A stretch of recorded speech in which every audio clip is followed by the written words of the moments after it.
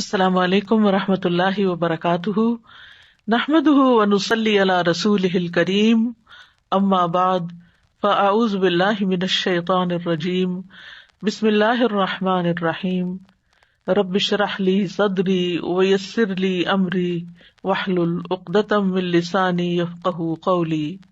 آج ہم انشاءاللہ فطرانے کے موضوع پر بات کریں گے، جس کو صدقہ فطر، فطرانہ، زکوٰۃ الفطر بھی کہا جاتا ہے۔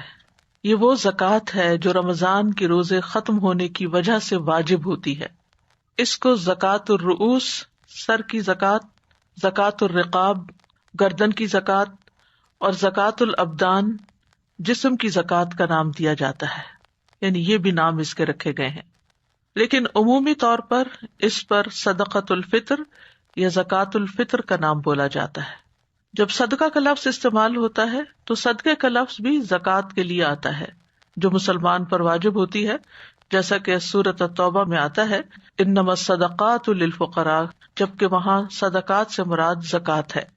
اس کو زکوٰۃ الفطر کہا جاتا ہے، یعنی فطرہ کا مطلب ہوتا ہے پیدا ہونا، فطرت پر پیدا ہونا، گویا یہ انسان کی جان کی زکوٰۃ ہے، نفس کو پاک اور صاف کرنے کے لیے ہے۔ زکوٰۃ کا لغوی معنی بھی طہارت اور کسی چیز کا فروغ پانا اور برکت کے لیے استعمال ہوتا ہے۔ فطرہ یہ اس کا مادہ ہے، اس کا معنی ہے کسی چیز کا کھولنا اور اس کو نمایاں کرنا۔ اور شرعی اصطلاح میں، یعنی دین کی اصطلاح میں، زکوٰۃ الفطر کا معنی یا تعریف یہ ہے کہ یہ وہ صدقہ ہے جو رمضان کے روزوں کے ختم ہونے پر ہر مسلمان پر واجب ہو جاتا ہے تاکہ وہ اسے پاک کر سکے۔ سبحان اللہ، سارا مہینہ روزہ رکھنے کے بعد بھی مزید پاکیزگی کی ضرورت ہے۔ پہلے جسمانی طور پر انسان روزہ رکھ کے پاکیزگی حاصل کرتا ہے، تزکیہ اور تقویٰ حاصل کرتا ہے، اور پھر آخر میں مال خرچ کر کے تزکیہ حاصل کرتا ہے، کیونکہ ہو سکتا ہے کہ ایک مسلمان روزے دار پر جو کام کرنے واجب ہوتے ہیں ان میں سے کہیں کوئی مخالفت نہ سرزد ہو گئی ہو، تو یہ دراصل اس کا کفارہ ہے۔ روزے رکھنے سے انسان ایک فریضہ ادا کرتا ہے، اور روزے ختم ہونے کے بعد شوال کے مہینے کے شروع ہونے پر یہ دوسرا فریضہ ہے جو ادا کیا جاتا ہے۔ حافظ ابن حجر کہتے ہیں کہ اس صدقہ کو فطر کی طرف اس لیے مضاف کیا گیا ہے کیونکہ یہ رمضان کے روزے ختم ہوتے ہی واجب ہو جاتا ہے، یعنی فطرہ کا مطلب ہے کھولنا۔ چونکہ رمضان کے بعد روزہ نہیں رکھا جاتا اس لیے اس کا نام صدقۃ الفطر رکھا گیا، یعنی روزے کھولنے کا صدقہ۔ زکوٰۃ الفطر یا صدقہ فطر جو ہے یا فطرانہ جو ہے، ہجرت کے دوسرے سال واجب ہوا۔ یہ اسی سال ہوا جس سال رمضان کے روزے فرض ہوئے۔ یہ صدقہ ہر چھوٹے بڑے، مرد، عورت، آزاد، غلام، ہر مسلمان پر واجب ہے۔ اس کی اہمیت کے بارے میں سنن نبی داؤد میں ایک روایت آتی ہے، ابن عباس رضی اللہ عنہ سے روایت ہے، وہ کہتے ہیں کہ رسول اللہ صلی اللہ علیہ وسلم نے صدقہ فطر کو فرض قرار دیا تاکہ روزہ دار کے لیے لغو اور بیہودہ اقوال اور افعال سے پاکیزگی ہو جائے اور مسکینوں کو کھانا مل جائے۔ چنانچہ جس نے اسے نماز عید سے پہلے پہلے ادا کیا تو یہ ایسی زکوٰۃ ہے جو قبول کر لی گئی، اور جس نے اسے نماز کے بعد ادا کیا تو یہ عام صدقات میں سے ایک صدقہ ہے۔ تو آپ صلی اللہ علیہ وسلم کا جو فرمان ہے کہ زکوٰۃ الفطر طہرۃ، یعنی فرض رسول اللہ صلی اللہ علیہ وسلم زکوٰۃ الفطر طہرۃ للصائم من اللغو والرفث وطعمۃ للمساکین من اداها قبل الصلاۃ فہی زکوٰۃ مقبولۃ ومن اداها بعد الصلاۃ فہی صدقۃ من الصدقات۔ تو آپ کے فرمان میں طہرہ کا لفظ آیا ہے، یعنی طہرہ کا لفظ طہارت سے ہے، یعنی یہ اس شخص کے نفس کو پاک کرنے کے لیے ہے جو رمضان کے روزے رکھتا ہے۔ اور رفث کا معنی فحش کلامی ہے، اور طعمہ کا لفظ بھی حدیث میں آ رہا ہے، اس سے مراد وہ کھانا ہے جو کھایا جاتا ہے۔ اور من اداہا قبل الصلاۃ سے پتہ یہ چل رہا ہے کہ نماز عید سے پہلے ادا کرنا چاہیے۔ اور آپ صلی اللہ علیہ وسلم کے فرمان میں فہی زکوٰۃ مقبولۃ، اس میں زکوٰۃ سے مراد صدقۃ الفطر ہے، اور ورنہ صدقۃ من صدقات، یہ عام صدقے کی طرح ایک صدقہ شمار ہوگا اگر نماز کے بعد ادا کیا گیا۔ صدقہ فطر کی مشروعیت کی بہت سی حکمتیں ہیں اور اس میں بہت سے فائدے ہیں۔ سب سے بڑا فائدہ تو جیسے اس حدیث میں آیا ہے کہ یہ روزے دار کے لیے اس کی لغو اور فحش باتوں سے طہارت کر دیتا ہے، روزے کی کمی کوتاہی پوری کرنے کا سبب ہے۔ وکی بن جراح کہتے ہیں کہ زکوٰۃ الفطر کی رمضان کے مہینے کے لیے وہی حیثیت ہے جو نماز میں سجدہ سہو کی ہے۔ یہ صدقہ روزے کی کمی کو اسی طرح پورا کر دیتا ہے جیسے سجدہ سہو نماز کی کمی کو پورا کر دیتا ہے۔ اور دوسرا یہ کہ غریب کے لیے عید کے دن خوشی کا سبب ہے، اور یہ مساکین کا کھانا ہے تاکہ وہ عید کے دن اس صدقے کی وجہ سے لوگوں سے مانگنے سے بے نیاز ہو جائیں اور عید کی خوشیوں میں مالداروں کے ساتھ شریک ہو جائیں۔ اور اسی طرح یہ ہے کہ جسم کی زکوٰۃ کا بھی ذریعہ ہے، اور اللہ تعالیٰ نے سالوں میں سے ایک سال تک اس جسم کو یعنی ہمارے جسم کو باقی رکھا پچھلے رمضان سے لے کے اب تک، اور ہم پر ایک احسان فرمایا، اس لیے ہم اس کا شکر ادا کرتے ہیں یہ صدقہ ادا کر کے۔ اسی لیے یہ چھوٹے بچے پر بھی، مجنون پر بھی، جن پر روزہ واجب ہے نہیں ہے، سب کے لیے، جس کے ذمے کوئی قرض کی ادائیگی ہو تو قرض کی ادائیگی سے پہلے صدقۃ الفطر ادا کرنا واجب ہے۔ یعنی اس سے اس کی اہمیت کا اندازہ ہوتا ہے کہ یہ لازمی طور پر ادا کرنا چاہیے۔ یہ اللہ تعالیٰ کی نعمتوں کا شکر ادا کرنے کے لیے ہے جو اللہ تعالیٰ نے روزے دار کو روزہ رکھنے کی وجہ سے عطا کی ہیں۔ جیسا کہ قربانی کے جانور کو پیش کرنے کی حکمتوں میں سے ایک حکمت یہ ہے کہ یہ قربانی اللہ کی نعمتوں کا شکر ادا کرنے کے لیے کی جاتی ہے کہ اللہ نے بیت اللہ کا حج کرنے کی توفیق عطا فرمائی، تو اختتام پر ریچولز کے قربانی کی جاتی ہے، یعنی مالی صدقہ کیا جاتا ہے۔ اسی طرح رمضان کے روزے رکھنے کے بعد ایک فریضہ ادا کرنے کے بعد آخر میں ایک مالی صدقہ ادا کیا جاتا ہے، اور معین وقت پر، اس کا ایک لمیٹڈ ٹائم ہے جس کے اندر اس کو ادا کرنے سے ہی یہ ثواب اور اجر عظیم حاصل ہوتا ہے۔ صدقہ فطر کی شرائط جو ہیں ان میں سے سب سے پہلا یہ ہے کہ مسلمان ہونا ضروری ہے۔ اگر کسی کے گھر میں کوئی میڈ وغیرہ کام کرتی ہے جو مسلم نہیں ہے تو اس کی طرف سے صدقہ الفطر ادا کرنا ضروری نہیں۔ عبداللہ بن عمر سے روایت ہے، رسول اللہ صلی اللہ علیہ وسلم نے رمضان میں مسلمانوں میں سے ہر انسان پر، آزاد ہو یا غلام ہو، مرد ہو یا عورت ہو، چھوٹا ہو یا بڑا ہو، کھجوروں کا 1 سا یا جو کا 1 سا صدقہ فطر مقرر کیا۔ یعنی اس کا مقصد یہ ہے کہ مسلمان اتنی مقدار میں اناج یا غلے کا مالک ہو جو غذا اس کے لیے کافی ہو اور اس کے اہل و عیال کے لیے کافی ہو، اور اس کے پاس عید کے دن اور رات کی خوراک سے زیادہ مقدار میں خوراک ہو، اور اس کے ساتھ اس کی اصل ضروریات بھی پوری ہو رہی ہوں۔ یعنی اگر کسی کے پاس اس دن کا کھانا ہے اور اس سے ایکسٹرا ہے تو اس کو بھی یہ زکوٰۃ ادا کرنی ہوگی، یعنی غریبوں پر بھی ہے یہ صدقہ۔ ابن عمر کہتے ہیں کہ رسول اللہ صلی اللہ علیہ وسلم نے لوگوں پر رمضان کا صدقہ فطرانہ مقرر کیا، یعنی آپ صلی اللہ علیہ وسلم نے مقرر کیا، قرآن مجید میں اس کا ذکر نہیں آتا۔ ایک اور اہم بات یہ ہے کہ اس میں نیت کا ہونا بڑا ضروری ہے، کیونکہ اعمال کا دار و مدار نیت پر ہے۔ اگر آپ ویسے ہی صدقہ دے رہے ہیں تو وہ صدقہ عام شمار ہوگا، وہ اس دائرے میں نہیں ہوگا، اور اس صدقے کو ادا کرنے کا جو فریضہ ہے وہ ادا نہیں ہوگا، اور اس پر جو بے پناہ اجر ہے وہ اجر حاصل نہیں ہوگا، ورنہ صدقہ تو ہو ہی جائے گا۔ اور یہ نیت جو ہے یہ ادا کرنے سے پہلے ہوگی، نہ کہ ادا کرنے کے بعد۔ اور نیت کو تبدیل کرنا اس معاملے میں اور چینج کرنا، کبھی کچھ کرنا کبھی کچھ کرنا، یہ درست نہیں ہے۔ اور حدیث میں آتا ہے، سنن ترمذی کی روایت ہے کہ رسول اللہ صلی اللہ علیہ وسلم عید الفطر کے دن صبح نماز کے لیے جانے سے پہلے صدقہ فطر نکالنے کا حکم دیتے تھے، نماز کے لیے جانے سے پہلے۔ اور یہ ہے کہ ہر شخص خود بھی ادا کر سکتا ہے، اور گھر کا بڑا جو ہے وہ بھی سب گھر والوں کی طرف سے، اپنے بچوں وغیرہ کی طرف سے ادا کر سکتا ہے، یعنی جن کا خرچ اس کے ذمے ہے یا جن کی وہ کفالت کرتا ہے وہ ان سب کی طرف سے ادا کرے گا۔ ابن عمر کہتے ہیں کہ رسول اللہ صلی اللہ علیہ وسلم نے چھوٹے بڑے آزاد غلام کی طرف سے اور ان لوگوں کی طرف سے صدقۃ الفطر ادا کرنے کا حکم دیا کہ جن کا خرچ تم اٹھاتے ہو، یعنی اگر کوئی آپ کی زیر کفالت ہے اور اس کا خرچہ آپ کرتے ہیں اور آپ کے گھر میں رہتا ہے تو اس کا بھی آپ ادا کریں گے۔ علماء نے اس کے بہت سے فائدے بتائے ہیں اور اس کے اندر بہت سے پوائنٹس نکالے ہیں۔ صلاح المنجد کی کتاب ہے جس میں انہوں نے 50 نقطے اس صدقۃ الفطر سے نکالے ہیں، ان کا کچھ ذکر کروں گی یہاں پر۔ یہ کچھ علمی فوائد اور اقوال وغیرہ کے خلاصے کا مجموعہ ہے۔ سب سے پہلی بات یہ ہے کہ یہ ایک عبادت ہے، صدقہ فطر کو عبادت سمجھ کر ادا کرنا چاہیے، اور عبادت سے اللہ تعالیٰ کا تقرب حاصل ہوتا ہے، تو یہ تقرب حاصل کرنے کے عظیم اعمال میں سے ہے۔ اور اس کا تعلق روزے سے جڑا ہوا ہے. دوسری بات یہ جیسے پہلے بھی ہو چکی کہ یہ صدقہ فطر واجبی صدقہ ہے، یعنی اس میں آپ کی آپشن نہیں ہے، آپ کو دینا ہی دینا ہے.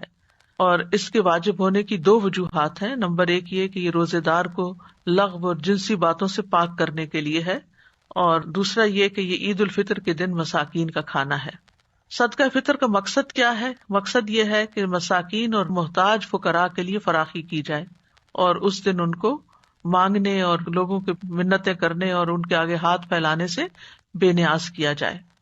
صدقہ فطر جو ہے تزکیہ نفس کا ذریعہ ہے، یعنی جس طرح آتا ہے نا کہ اللہ تعالیٰ اللہم آت نفسی تقواہا وزکیہا، تو تزکیہ کرنے کے لیے کچھ اعمال کرنا ضروری ہوتے ہیں، جن میں سے ایک عمل یہ بھی ہے.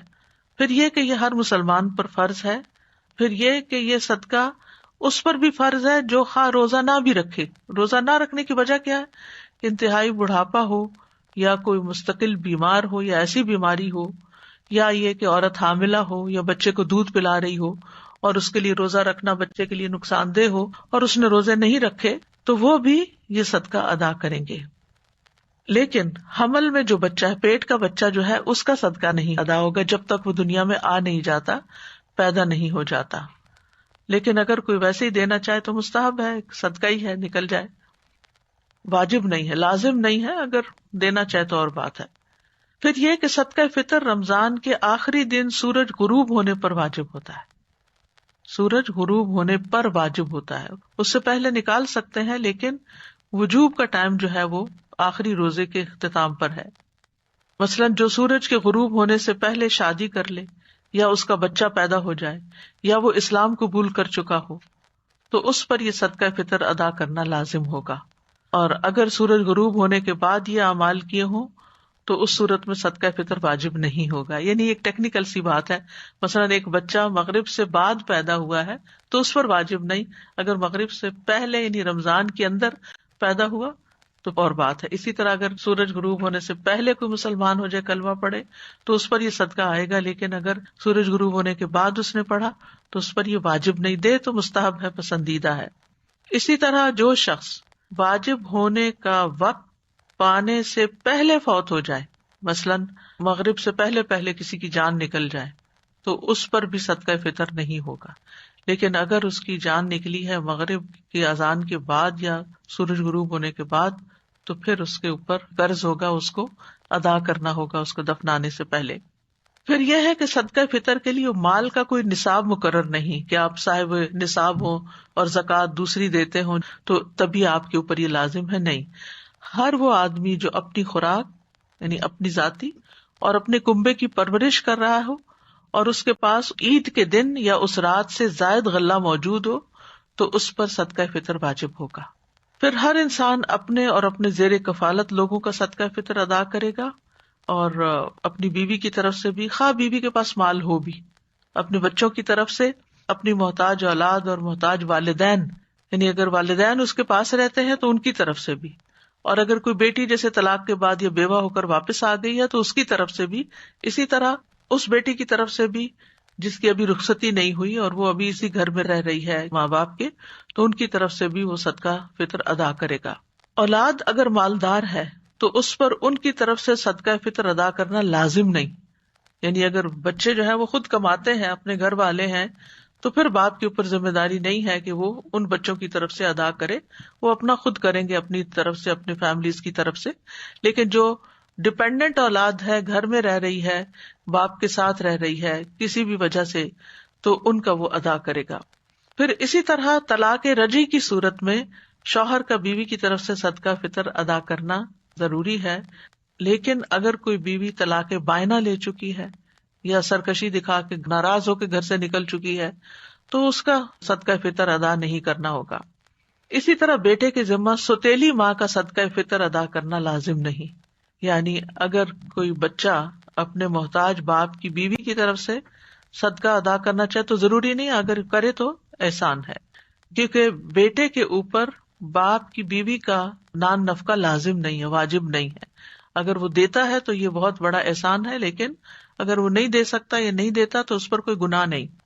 اسی طرح اولاد اگرچہ مالدار ہو لیکن اگر والد ان کی طرف سے دینا چاہے تو دینے میں حرج کوئی نہیں ہے، یہ ثواب کا کام ہے، لیکن اس پر واجب نہیں. دیکھیے یہاں دو باتیں ہو رہی ہیں، کنفیوژن نہ ہو.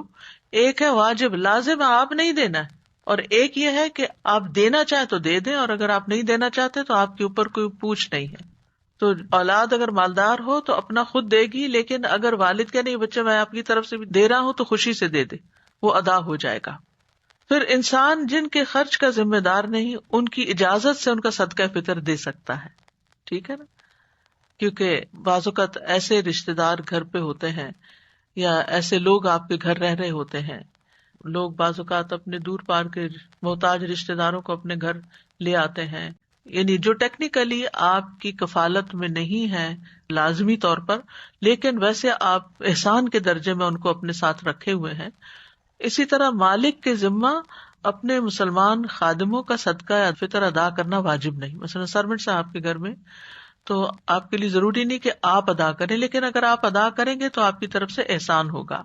پھر یتیم کا صدقہ فطر ادا کرنے کا طریقہ کیا ہے؟ یعنی جو شخص یتیم کی رضاکارانہ طور پر پرورش کر رہا ہے، اس کے لیے یتیم کی طرف سے صدقہ فطر ادا کرنا واجب نہیں. اگر یتیم کے پاس مال ہے تو اس مال سے صدقہ فطر ادا کیا جائے گا. اگر اس کے پاس مال نہیں تو یتیم کا صدقہ فطر اس شخص پر ادا کرنا واجب ہے جو شرعی طور پر یتیم کو خرچ دینے کا ذمہ دار ہے. پھر صدقہ فطر کی مقدار کیا ہے؟ غلے کا 1 صاع. ابو سعید خدری کہتے ہیں ہم نبی صلی اللہ علیہ وسلم کے عہد مبارک میں خوراک کا 1 صاع بطور صدقہ فطر دیتے تھے. اور صاع کی مقدار کیا ہے؟ صاع سے مراد نبی صلی اللہ علیہ وسلم کا صاع ہے. یہ اس آدمی کی ہتھیلیوں کے 4 چلو بنتے ہیں جس کی جسمانی بناوٹ درمیانے درجے کی، چھوٹا بالکل بھی نہ اور بہت بڑا بھی نہ ہو، 4 چلو بنتے ہیں. اور تول اور وزن اس چیز کے مختلف ہونے کی وجہ سے مختلف ہیں جن چیزوں سے صاع بھر جاتا ہے. اگر آپ نے تول کر 1 صاع نکالنا ہو تو یہ یقین دہانی کرنا ضروری ہے کہ یہ تول اس صاع کے برابر ہو چکا ہے جس کے مطابق آپ نکال رہے ہیں، اور یہ تقریباً 3 کلو چاول بنتے ہیں. نہیں چلو کی بات ہے نا، تو 1 چلو جیسے ہوتا ہے، 2 ملا کے نہیں، 2 ملا کے پھر 2 ہو جائیں گے. پھر اسی طرح یہ ہے کہ صدقہ فطر کسی بھی کھانے سے نکالا جا سکتا ہے جس کو لوگ بطور غذا استعمال کرتے ہیں، جیسے گندم ہے، مکی ہے، چاول ہے، لوبیا ہے، مسور کی دال ہے، چنے کی دال ہے، جو لوگوں کی غذا اور خوراک بنتے ہیں، جو عام طور پر لوگ کھاتے ہیں. اور نبی صلی اللہ علیہ وسلم نے کھانے کے 1 صاع کو فرض ٹھہرایا ہے. اور صحابہ کرام صدقہ فطر اس چیز کا نکالا کرتے تھے جس کو وہ خود بطور غذا استعمال کرتے تھے. یعنی ہر علاقے کے کھانے پینے کے انداز مختلف ہیں، مقصد چونکہ غریبوں کو کھلانا ہے اس لیے وہ اس چیز میں سے نکالتے تھے جس کو خود استعمال کیا کرتے تھے، یعنی بنیادی غذا جو بیسک فوڈ ہوتی ہے. اسی لیے آپ چینی کا فطرانہ نہیں دے سکتے، نہیں چینی بدلے میں نہیں دے سکتے، یا اسی طرح چائے نہیں دے سکتے. یہ وہ چیزیں نہیں ہیں کہ جو اسینشلز میں ہیں یا بیسک آپ کی غذا ہے، یہ اسٹیپل فوڈ ہے، وہ نہیں ہے، بلکہ یہ تو ایکسٹراز ہیں. لیکن ڈبوں میں پیک شدہ غذائی اجناس سے بھی صدقہ فطر ادا کیا جا سکتا ہے.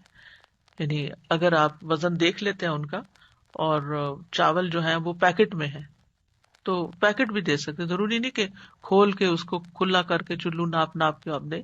اندازے سے آپ ڈبوں میں پیک جو چیزیں ہیں ان میں سے بھی دے سکتے ہیں، جیسے بازو کے چنے وغیرہ پیکڈ ہوتے ہیں یا ٹن پیک ہوتے ہیں.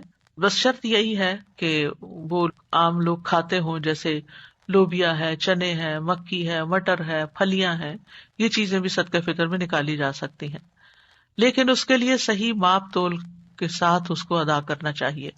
پھر یہ ہے کہ صدقہ فطر 1 صاع سے زیادہ بھی دیا جا سکتا ہے، یعنی اگر کوئی زیادہ دینا چاہے تو زیادہ اس کے لیے صدقہ شمار ہوگا اور اس کا ثواب بھی زیادہ ہوگا. صدقہ فطر میں کھانے کی جگہ بہت سے علماء قیمت ادا کرنے کو بھی جائز قرار دیتے ہیں. یعنی کچھ علماء کا خیال ہے کہ یہ چونکہ نبی صلی اللہ علیہ وسلم نے لفظ طعمہ استعمال کیا تو اس لیے صرف کھانا ہی دینا چاہیے، یعنی راشن وغیرہ نکالنا چاہیے. لیکن یہ کہ بہت سے علماء یہ کہتے ہیں کہ اس زمانے میں چونکہ کرنسی عام نہیں تھی یا تو بڑے سکے تھے درہم و دینار، تو اتنی چھوٹی چیز کو ناپنے کے لیے کوئی سکہ نہیں تھا کہ اس کی قیمت بتائی جاتی کہ اتنی قیمت ادا کر دی جائے. اور عام طور پر صدقہ جو تھا وہ اجناس کی شکل میں نکالا جاتا تھا، لیکن آج سہولت کے لیے اگر نقدی کی صورت میں بھی دے دیا جائے تو کوئی حرج نہیں. افضل تو یہی ہے کہ کھانے کی کوئی چیز دی جائے، لیکن اگر کھانے کی چیز نہیں دے سکتے، نہیں پہنچا سکتے، تو آپ پیسے بھی دے سکتے ہیں. مثلاً اب جس طرح لوگوں کا لائف سٹائل ہے، تو اور خصوصاً کورونا کی وجہ سے لوگ گھروں میں بند ہیں، اور مساکین لینے والے بھی اور دینے والے بھی، تو ایسی صورت میں پیسے تو آپ ٹرانسفر کر دیتے ہیں کسی کے لیے، یا آپ کسی بھی ذریعے سے اس کو دوسرے تک پہنچا سکتے ہیں. لیکن فزیکلی فوڈ لے کر کسی کے گھر تک جانا یا پہنچانا، بعض لوگ ایسی جگہوں پر رہتے ہیں، عین بیچ سمندر کے رہتے ہیں، بعض لوگ شپس میں کام کر رہے ہوتے ہیں، بعض لوگ کسی دور پار جزیرے میں رہ رہے ہوتے ہیں، وہاں ان کے پاس کوئی مسکین وغیرہ نہیں ہے، تو ایسی صورت میں وہ پیسے بھی دے سکتے ہیں. آج بھی آپ دیکھیں دیہاتوں میں یہ چیز بہت عام ہے کہ لوگ غلے کو بطور کرنسی استعمال کرتے ہیں، اور یہی صورت عہد رسالت میں بھی تھی.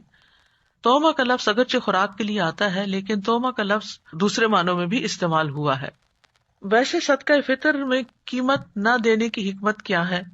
کیونکہ صدقہ فطر میں رقم دینے سے یہ خدشہ ہو سکتا ہے کہ کوئی اس سے یعنی کھانے پینے کی بجائے کسی اور کام میں استعمال کر لے، جیسے کوئی کسی بچے کی فیس دے رہا ہے یا پڑھائی پر لگا رہا ہے، جیسے عام صدقات اور مال زکوٰۃ ہوتی ہے.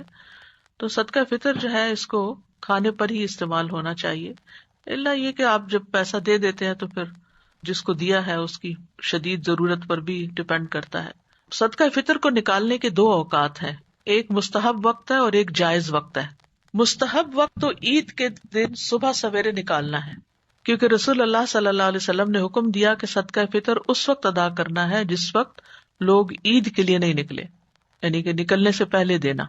اسی لیے عید الفطر کو تھوڑا ڈیلے کر کے پڑھنا مسنون ہے، تاکہ لوگ اپنا اپنا صدقہ فطر ادا کر سکیں. اور جہاں تک جائز وقت کی بات ہے تو وہ رمضان سے 1 یا 2 دن پہلے نکالا جا سکتا ہے، بہت دن پہلے نہیں نکال سکتے. ٹھیک ہے، یعنی فطرانے کو نکالنے کا اول وقت جو ہے وہ 28ویں کی رات ہے، کیونکہ نبی صلی اللہ علیہ وسلم کے صحابہ رمضان کے 1 یا 2 دن پہلے ہی صدقہ فطر نکالا کرتے تھے. اور رمضان کا مہینہ کبھی 30 دن کا ہوتا ہے، کبھی 29 دن کا ہوتا ہے. ابن عمر سے روایت ہے، وہ کہتے ہیں لوگ انہیں عید الفطر سے 1 یا 2 دن پہلے صدقہ فطر دے دیتے تھے، یعنی جو صدقہ وصول کرنے پر متعین ہوتے تھے. لیکن 2 دن سے پہلے نہ نکالا جائے، اور اگر نکال چکے ہیں تو بہتر ہے دوہرا لیں، کیونکہ صحابہ کی سنت یہی ہے.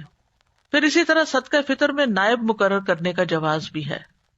ٹھیک ہے، کہ مثلاً آپ اپنا صدقہ کسی فلاحی تنظیم کو دے سکتے ہیں، کسی آرگنائزیشن کو دے سکتے ہیں، اور وہ آپ کے بہاف پر آگے ڈسٹریبیوٹ کریں. یہ طریقہ بھی درست ہے. یعنی بعض اوقات آپ مسکین کو ڈائریکٹ ہاتھ میں دیتے ہیں، اور بعض اوقات آپ کسی آرگنائزیشن کو دیتے ہیں تاکہ وہ آگے پہنچا دے. اور صرف یہ ہے کہ یہ انہی تنظیموں کو دیں جن کے بارے میں آپ کو یقین ہے کہ وہ نماز سے پہلے آپ کا صدقہ فطر غریبوں تک پہنچا دیں گی.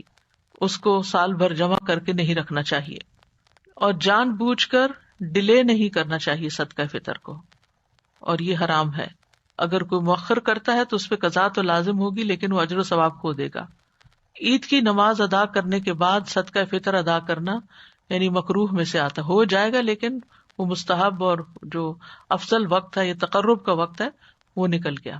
پھر اسی طرح یہ ہے کہ ابن عباس کہتے ہیں رسول اللہ صلی اللہ علیہ وسلم نے صدقہ فطر کو فرض قرار دیا، چنانچہ جس نے اسے نماز عید سے پہلے پہلے ادا کر دیا تو یہ ایسی زکوٰۃ ہے جو قبول کر لی گئی، اور جس نے نماز کے بعد ادا کیا تو یہ صدقات میں سے صدقہ ہے ایک، اور اس کا مقصد بھی فوت ہو جائے گا، اور وہ ہے فقیر لوگوں کو خوشی کے دن مانگنے سے بے نیاز کرنا. صدقہ فطر کا اگر وقت نکل جائے کسی وجہ سے، مثلاً آپ سوتے رہ گئے، آپ کی پوری نیت یہ تھی کہ آپ صبح صبح اٹھ کے دے دیں گے، لیکن رات آپ جاگتے رہے تو صبح آپ کی آنکھ ہی نہیں کھلی اور نماز بھی ہو گئی، قضا ہو گیا سب کچھ، نماز بھی قضا، صدقہ بھی قضا. تو ایسی صورت میں پھر صدقہ فطر ساقط نہیں ہوگا، چونکہ یہ واجب ہے، ایک فرض ہے آپ کے اوپر، یہ مستحق لوگوں کا قرضہ ہے. بہرحال جس وقت آپ کی آنکھ کھلے گی یا جس وقت آپ کو موقع ملے گا آپ فوراً اس کو نکال دیں گے اپنے مال میں سے، کیونکہ یہ حقوق العباد میں سے ہے اور بندوں کا حق آپ کے مال میں نہیں رہنا چاہیے. پھر اسی طرح صدقہ فطر پر نائب مقرر کرنے کے بعد ادائیگی تک نائب سے یقین دہانی کروانی چاہیے کہ وہ ادا ہو گیا کہ نہیں، یعنی فقیروں کو عملاً ادا کر دیا گیا کہ نہیں، کہیں جمع جوڑ کر کے تو نہیں رکھا گیا. اور اسی لیے فلاحی تنظیموں کی یہ ذمہ داری ہے کہ وہ وقت سے پہلے کچھ اناج خرید لیں تاکہ جو جو لوگ پیسے دیتے جائیں ان کے حصے کا وہ غلہ نکال نکال کے فقیروں کو بانٹتے چلے جائیں یا پھر ان کے گھروں تک پہنچا دیں. لیکن لوگوں کے کہے بغیر فلاحی تنظیمیں خود پہلے سے صدقہ نہیں بانٹ سکتی کہ اگر کوئی آئے گا تو بس پیسے رکھ لیں گے کہ ہم تمہارا دے چکے ہیں. جیسے کہتے ہیں نا قرآن پڑھ کے رکھ لیا تو صدقہ نکال کے رکھ لیا نہیں ہوگا. جب کوئی کہے گا کہ میرا صدقہ نکالا جائے اور وقت پر کہے گا تو وہی دراصل صدقہ ادا ہوگا.